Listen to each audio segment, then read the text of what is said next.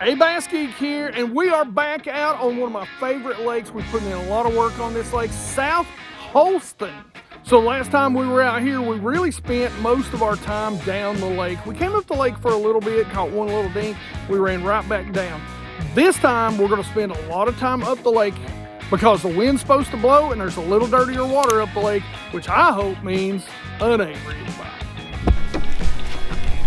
Let me fish this, go back in this pocket right here. And then what I'll do is I'll get that bait out. I'll rig up that Ned rig and that damn God, there's a good one. Oh, that's a good one. Watch out, Hawk.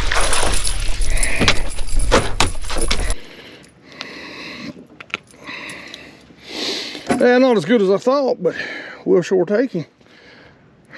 That is a nice one on an ARig. Got some wind going to blow today. What we're doing is we're at the mouth of a creek, and so we're kind of working in on this flatter point. We've seen a bunch of big dots. We've had 3 bites on the ARig. Still early in the morning, but we're trying to figure out how far back in here these bass have started to migrate to get ready to spawn. All right, so let's talk about conditions of the day. Conditions of the day, it is supposed to be 75 today for a high, but it is starting out right around about 52 degrees. We are out here in shorts and a hoodie first thing this morning. The water temps jumped from just 5 days ago. We're up from 48, 49 to 55 degrees this morning, first thing. So we're hoping these bass are gonna bite like that first one did. Now the wind is gonna blow pretty much from the get-go, and it's gonna blow all day, almost 30-mile-per-hour wind gusts and a 10 to 15 mile sustained. But that is perfect ARig weather. And speaking of wind and the ARig, let me tell you, the deep dive app is how we plan our days. We know that it's going to be blowing out of the southeast.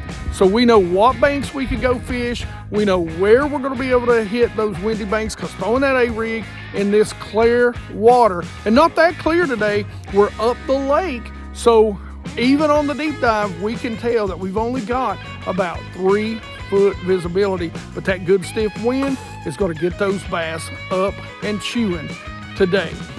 A lot of good things. You need to make sure you check out the Deep Dive app. We love it to plan our day around. We can literally plan what we're going to do hour per hour based on the wind, water color, and weather conditions. Even the moon phase, like I told you in the last video. So make sure you go check out that app. There's a free trial for the whole kit and caboodle. First link down in the description. And I'm telling you, geeks, I love that app.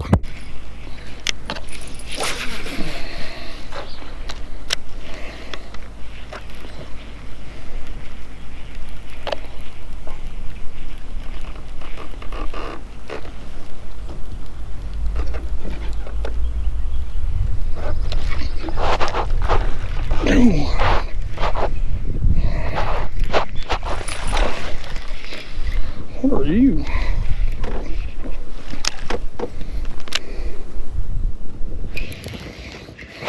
Oh, that's a big largemouth. Big largemouth. Look at that. Big fat large. It's probably a female. So we're talking about spring. We were here 5 days ago, and the water temp, the highest the water temp was 48, 49. It's 55. It was a big warm up this weekend. And so what we're doing is the wind's blowing hard today, 10 to 15. We're gonna have almost 30-mile-per-hour gusts. So this is a great time to see in this creek. This is a creek that I've caught a lot of bass out of. And so I'm wondering where they're moving. We're trying to figure out what part of the creek. Are they in the mouth, the first third, the middle third, the back third? Have they already progressed? And some are spread out. Now this color right here is something that I love to throw on an ARig, because the largemouth, and if you've seen that, he bit that electric blue chartreuse, whereas the smallmouth this morning bit the sour grape. So that's why when I know I'm around a mixed bag of fish, I rig it up like that.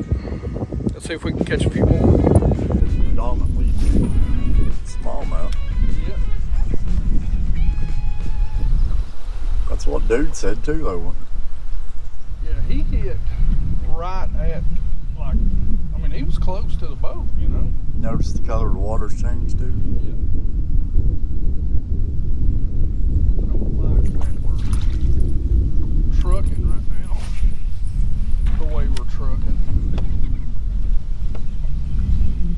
Wind's blowing from back. Yeah.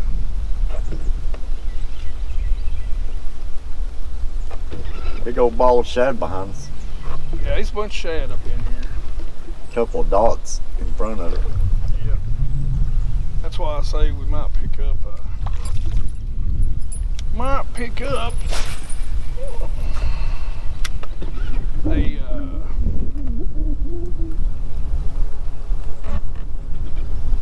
you know, minnow bait and see if we can't maybe get one to bite out there.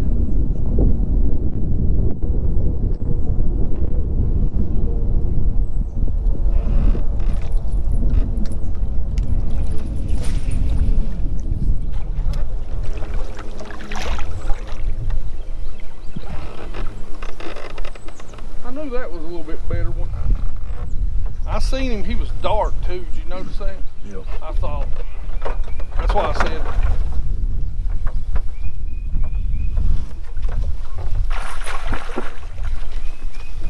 That's why I said, is that a largemouth? That's another largemouth right here.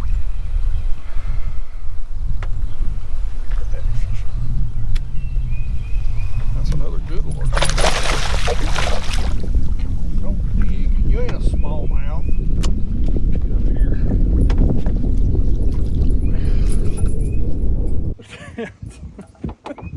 Hey, look again. Down his throat. Oh, geeks.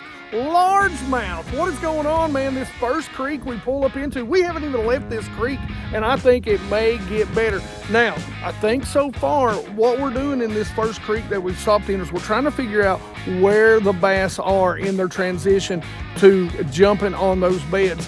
Even though we got the smallmouth to bite out at the mouth of the creek, it seems like as soon as we got to that middle of the creek, what I call the middle thirds, so you got the front third, middle third, back third, that's how I break creeks down. And right now, it seems like the middle third has been fire so far today. Geeks, let me tell you, that Cashin ARig rod is money. I love that thing. And just to give you guys a little bit of a setup on that, that is the Cashin ARig rod. I've got that coupled with a loose BB1 Pro, and that is 20-pound K9 fluoro, their co-poly, which is called fluoro. That is what I like to throw on my ARigs. It's neutrally buoyant, it's got a little bit of give in it, and you can tell I boat hopped those big girls so far. Let's go see if we can find a couple more of these fat Lindas out there. Jeez. Hey, we're out here on South Holston having a pretty good day throwing the ARig, and we run into a couple of subscribers. Now you're from out of town, huh? Where you from? Charlottesville. Charlottesville. Good little town. You like it up there? Yeah. All right. Now, introduce yourself and tell us, or say hi to whoever you want. Hi, I'm Reese. Got anybody you want to say hi to? No. All right. Well, good. That makes it short and sweet. Hey, so you're out here. Who you fishing with today? Papa. All right. That's good. You get to get out here and fish with Papa. You on spring break? Yeah. You like fishing? Mm-hmm. You do it a lot? Yeah. All right. Good job. I appreciate it, man. Thank you for saying hi. Looks like it's coming around that curve up there. You see it? Yeah. We're at right here at Hill and Walk most of it. Yeah.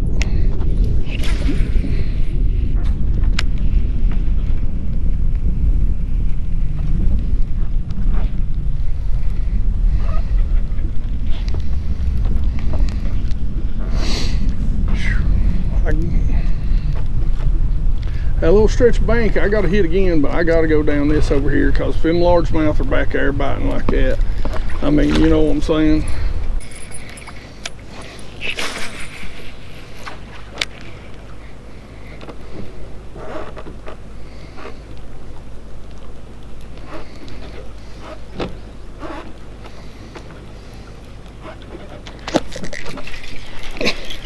Oh, that's a good one too.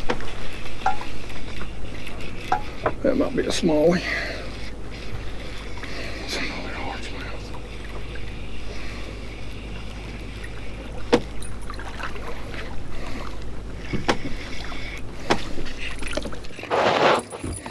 Oh, that's big. God, we're gonna have a limit of largemouth in this creek. Which one do you? Same one.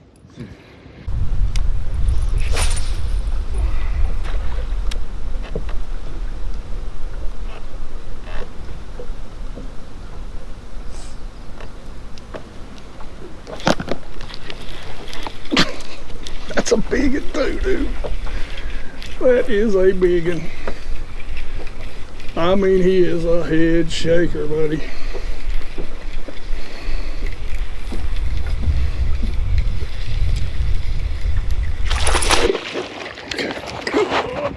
Good dog. Did I call that shot or what? No, no, no, come on.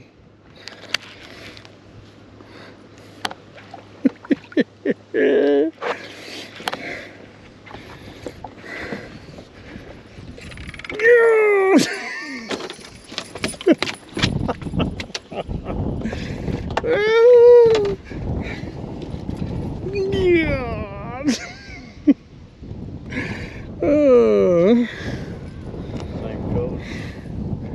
Yeah.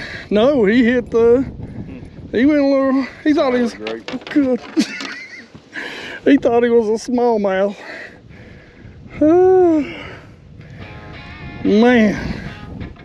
Woo! What a day on South Holston. Largemouth. Who would have guessed that we would have caught largemouth? Big, fat Linda Largies like that right there. That was awesome. It's been a long time since I've had a day like that on this lake. And those core four that we caught right there, man, holy cow, the size in those bass. Now, what we were doing with that is we were staying back off the bank and casting straight, almost straight at the bank, and really letting that bait kind of come back to us. And they were hitting a lot of times. They would track that bait maybe from, 5, maybe 0 foot off the bank and track it out there and hit that big ARig out there somewhere around, halfway to the boat. The first one hit almost right at the boat, kind of surprised me. So that's a little technique that I learned a few years ago from a guy I fished co-angler for in a BFL in Dale Hollow who won on that lake with over 20 pounds. And it has paid off this time of year almost all the time. Even though we didn't get a lot of smallmouth bites today, we were using a combination of that electric blue chartreuse, and almost every single largemouth had that thing swallowed. Most of the time, and the one smallmouth we did catch, he had that sour grape swallowed. So when I'm on this lake, a lot of times when I feel like I'm around bass that are a mixed bag, I like to mix up those colors, and you see it worked. I would say easily within the next week, maybe 2, that these fish are going to be fully committed to the bed. You'll be seeing me drag a little worm around for the next few weeks. All right. Now, if you want to see me go catch some smallmouth on this lake, make sure you go check out this video right here. Otherwise, questions, comments in the comments section below. Like it if you like it. Don't forget to subscribe. Make sure you ring that bell. Be part of the 100% Watch Squad. You geeks rock.